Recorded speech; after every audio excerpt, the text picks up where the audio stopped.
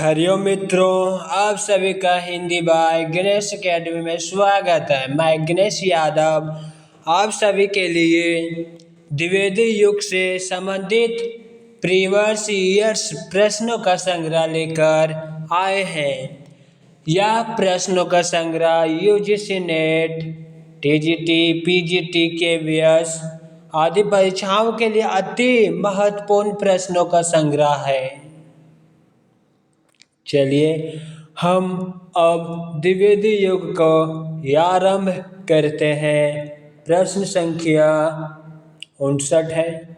इससे पहले की क्लास में हम भारतीय युग से संबंधित 58 प्रश्नों को करा चुके हैं।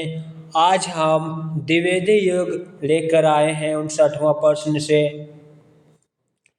चलिए प्रश्न क्या कहते हैं उससे पहले पढ़ते हैं। कौन सी रचना श्रीधर पाठक की नहीं है? कौन सी रचना नहीं है? डी ऑप्शन नहीं है। बाकी जो है उसे एक झलक देख लेते हैं। जगत सच्चाई सार है, भारत गीत, कश्मीर सुषमा। प्रश्न संख्या 60। प्रश्न क्या कहते हैं वो पहले देखते हैं। निम्नलिखित में से कौन सा कथन सही है? यानी इन दोनों में से कौन सा कथन सही है वो यहाँ पे पूछा जा रहा है। यहाँ पर सी ऑप्शन सही, अर्थात दोनों सही है। इतिवृत्तात्मकता द्विवेदी योगिन कविताओं की विशेषता है, सत्य कथन।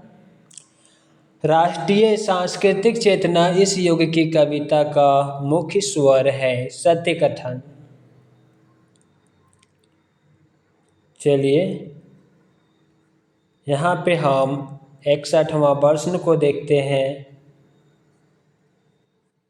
साकेत में राम का चरित्र कवि के द्वितीय श्रेणी के चरित्रों में परिगणित होने योग्य ही बन सका है। प्रस्तुत कथन किनका है? नंदलाल वाजपेयी का है।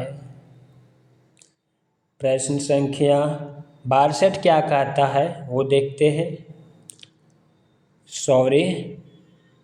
अयोध्या सिंह उपाध्याय हरिऔध की कृति प्रिय प्रवास में राधा का परंपरा से एक भिन्न रूप भी है। वह रूप है, वह कौन सा रूप है? समाज सेविका का।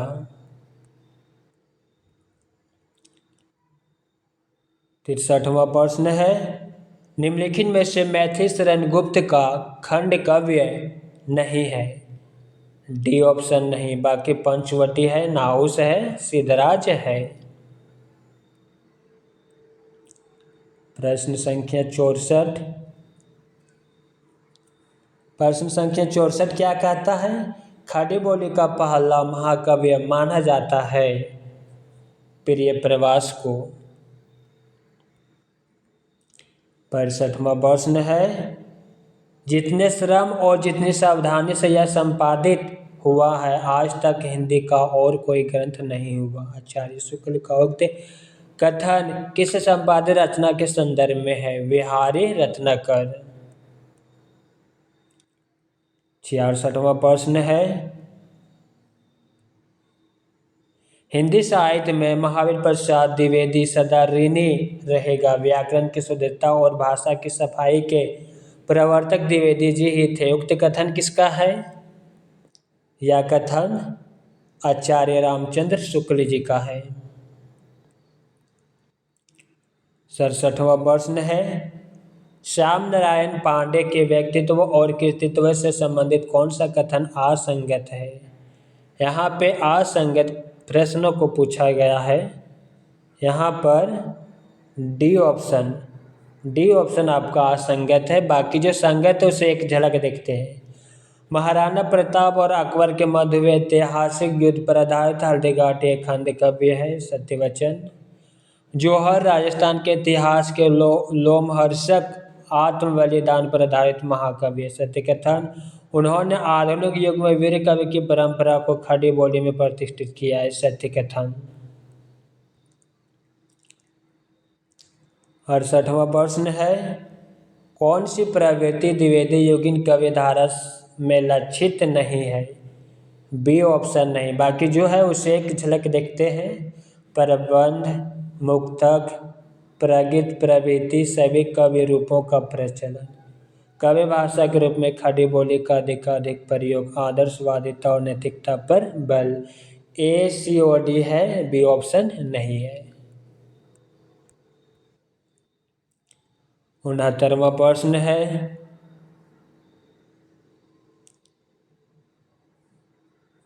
मैथिली शरण गुप्त के कृतित्व के विषय में कौन सा कथन सही नहीं है? सी ऑप्शन सही नहीं। बाकी जो सही है उसे देखते हैं। उर्मिला उताप रचना ही राम कथा के रूप में परिवर्तित होकर साकेत के नाम से प्रकाशित की गई। उर्मिला, यशोधरा, विष्णुप्रिया आदि इनकी अपूर्व चरित्र सृष्टियां हैं। डी, पंचवटी का कथानक शूर्पणखा प्रसंग पर आधारित है। ए, बी और डी सही है, सी ऑप्शन गलत है।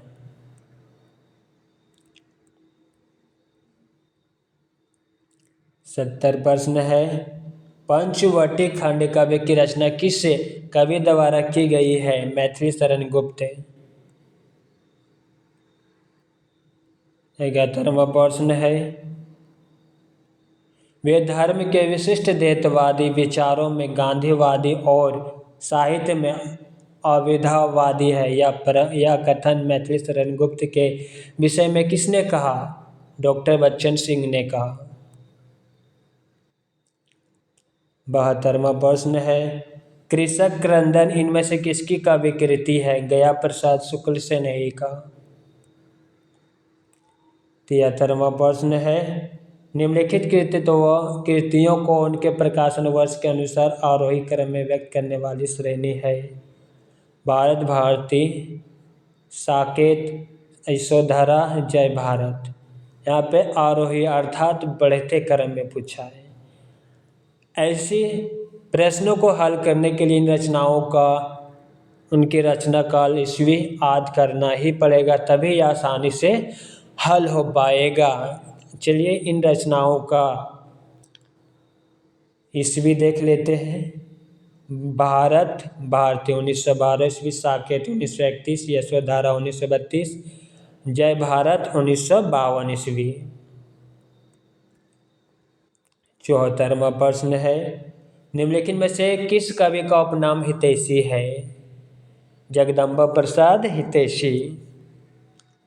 यह प्रश्न UGC नेट दिसंबर 2020, जून 2021 सेप्टेम्बर में पूछा गया। अर्थात यह सभी प्रश्न कई बार रिपीट हो चुका है परीक्षाओं में। यह हिंदी से संबंधित कोई भी परीक्षा सभी के लिए अति महत्वपूर्ण प्रश्नों का संग्रह है। 75वां प्रश्न देखते हैं क्या प्रश्न पूछता है। प्रिय प्रवास के संबंध में सही तथ्य। यहाँ पे सही तथ्यों को पूछा गया है। सही तथ्य है 2, प्रिय प्रवास खड़ी बोली हिंदी का पहला महाकाव्य है, सत्यवचन। तीसरा, इसके छंदों में तो कांता नहीं है।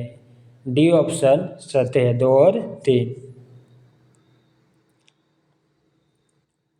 76वां प्रश्न यहाँ पे देखते हैं, जन्म काल के अनुसार निम्नलिखित कवियों का सही अनुक्रम।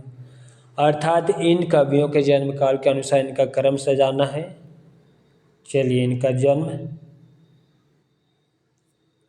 काल ही देखते हैं। यहाँ पे ऑप्शन ए सही हो जाएगा। इन कवियों का जन्म तिथि देखते हैं। श्रीधर पाठक का जन्म 1858 ईस्वी, अयोध्या सिंह उपाध्याय हरिओद का जन्म 1865 ईस्वी, गया प्रसाद शुक्ल सनई का जन्म 1883 ईस्वी, राम नरेश त्रिपाठी का जन्म 1889 ईस्वी। 77वां प्रश्न है, हम राज लिए मरते हैं, सच्चा राज परंतु हमारे कृषक ही करते हैं। इस प्रसंग में उर्मिला का कौन सा विचार सही नहीं है? कौन सा विचार सही नहीं है? डी ऑप्शन सही नहीं। बाकी जो सही है एक झलक उसे देखते हैं। सामंती समाज में स्त्रियां मर्यादा के नाम पर घर की चार दीवारी में कैद होती है। किसान स्त्रियां अपने पतियों के साथ स्वतंत्रता पूर्वक विचरण करती है। किसान राज समाज से अधिक सुखी है। प्रश्न संख्या 78। आज रात इससे परदेसी चाल कीजिए, विश्राम यही, जो कुछ वस्तु कुटी में मेरे ग्रहण संकोच नहीं। प्रस्तुत कवि पंक्तियां के रचनाकार श्रीधर पाठक जी। 79वां प्रश्न है, निम्न में से कौन सी रचना रत्नाकर जी की नहीं है? बी ऑप्शन नहीं है, बाकी उद्धव शतक है, रत्न अष्टक है, सम आलोचना आदर्श है। 80 प्रश्न, पथिक किसका काव्य संग्रह है? राम नरेश वाटिकी। 81वां प्रश्न है, अयोध्या सिंह उपाध्याय का ग्रंथ प्रिय प्रवास किस भाषा में लिखा गया है? खड़ी बोली में। खड़ी बोली में लिखा गया है। प्रश्न संख्या 82, श्रीधर पाठक ने कौन सा अनुवाद ब्रज भाषा में किया है? उज्जड ग्राम। 83वां प्रश्न है, गौतम बुद्ध की पत्नी की उज्ज्वल चरित्र अंकन के लिए मैथिली शरण गुप्त की किस ग्रंथ की रचना की है? यशोधरा।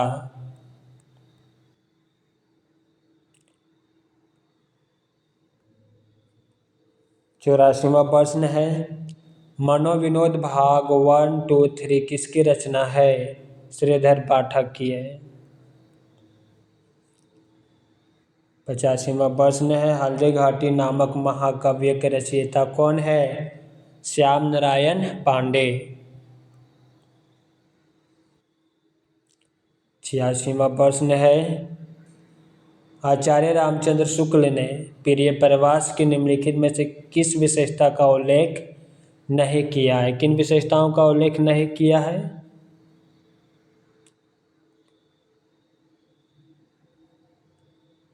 बी ऑप्शन का नहीं किया, बाकी जो किया उसे देखते हैं।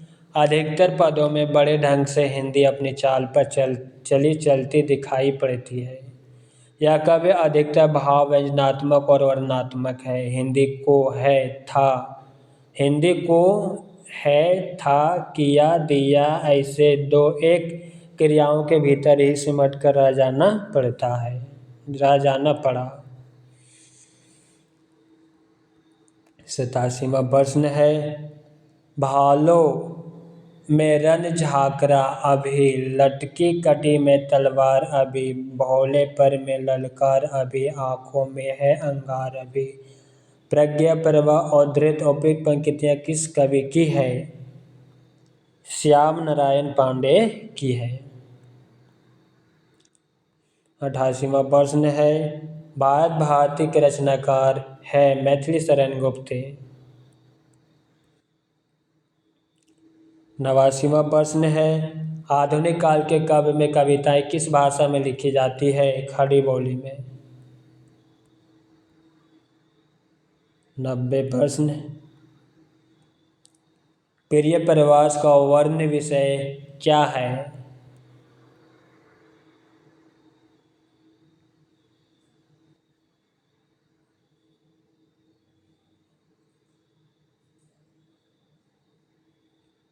यहाँ पे सी हो जाएगा, कृष्ण का मथुरा प्रवास। 91 प्रश्न, भारत भारती के रचयिता कौन है? मैथिली शरण गुप्त। 92 प्रश्न, निम्न में से कौन सी एक रचना ब्रज भाषा में है? रस कलश।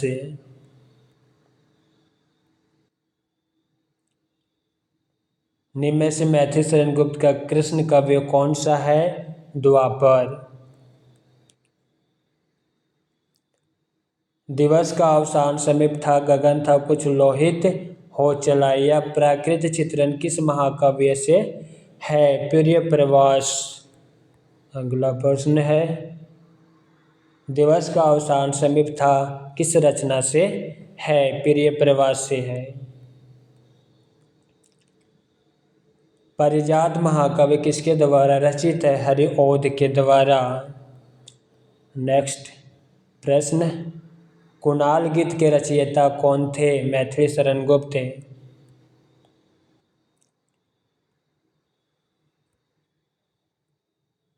मैथिली शरण गुप्त के किस ग्रंथ में लक्ष्मण की पत्नी उर्मिला का सुंदर चरित्र वर्णन है? साकेत में। 99 प्रश्न है, मैथिली शरण गुप्त के साहित्यिक गुरु कौन थे? पंडित महावीर प्रसाद द्विवेदी। निम्नलिखित में से मैथिली शरण गुप्त की रचनाओं का सही कालक्रम? रंग में भंग, दूसरा भात भारती, तीसरा पंचवटी, चौथा साकेत। रंग में भंग 1909 ईस्वी, भात भारती 1912 ईस्वी, पंचवटी 1925 ईस्वी, साकेत 1931 ईस्वी। द्विवेदी युग के किस कवि ने अपना कवि ब्रज भाषा में लिखा है? जगन्नाथ दास रत्नाकर। अगला प्रश्न है,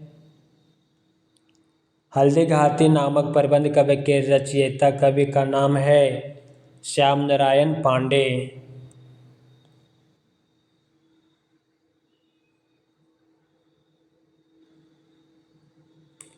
103वां प्रश्न, साकेत की रचना का मुख्य उद्देश्य क्या था? उर्मिला को महत्व देना।